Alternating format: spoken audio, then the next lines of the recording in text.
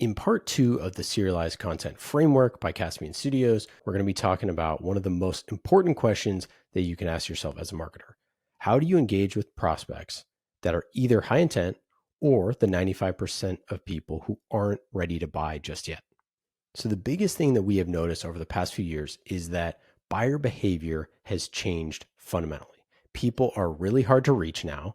With the cookieless future coming, it's going to be even harder to reach. There's longer sales cycles. There's more people in the buying committee. Relationships matter more than ever.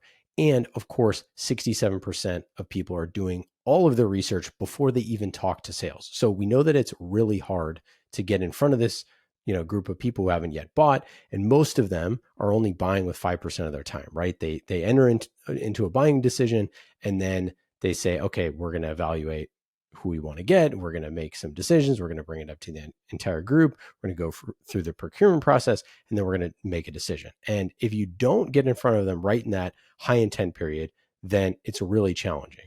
However, most people are not targeting them in that 95% of the time in an effective way. What we are doing is we're targeting them in the research phase. And so in that research phase, where they're trying to figure out what is the best solution, there's tons and tons and tons of content that we put our effort into for that research phase. So we want to make all sorts of content about making the decision easier to buy. How do you convince your boss? How do you get business results? How do you do all those things? B2B marketers, generally speaking, are really good at creating that type of content. What we're historically really bad at is everything that happens before the research phase. And what people are doing in the sort of pre-research phase, and again, that's 95% of the time that they're not trying to buy, they're just trying to do their normal jobs.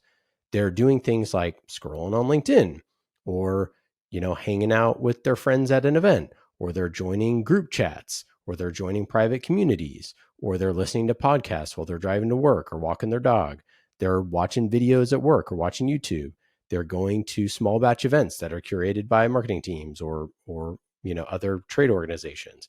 They're reading analyst reports, or they're just kind of Googling stuff. And so that time, the time when they're not actively seeking your product and service, they don't want to be hassled by sales. They don't want to be hit up with 1,000 emails. They don't want your 15 email sequence, but they do want to learn from their peers and they want to learn from industry experts year round. Like this is something where they constantly want to get better at their job. Most people are not creating content for this type of environment. And we want to create the mental availability so that you are top of mind when they go into that purchasing decision. So you want to create things that are really, really good, really impactful content in that 95% of the time so that when they go into the research phase, they're already thinking of you and you're already top of mind. And that we'll get into in our next video.